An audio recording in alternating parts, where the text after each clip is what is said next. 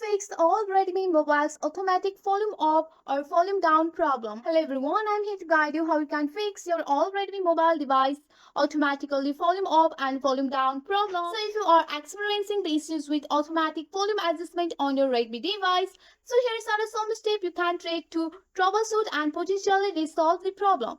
First of all, you have to check for the software update. Just go to your setting. Once you are on your setting, you have to navigate to your about phone. Once you are on your about phone, just tap on the MIUI version.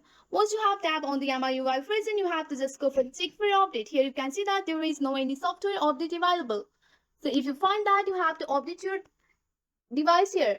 Also, you can boot your phone in a recovery mode and clear the cache function. You have to turn off your device.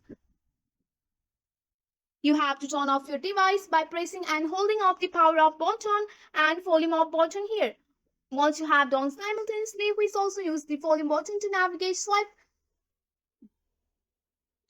navigate to webcast and select it for using the power button here. Also, you can disable the volume adjustment in the setting. Just go for your setting and select the sound and vibration. Once you are on your sound and vibration, you have to check for the any setting related to the automatic volume adjustment here, and you have to turn them off.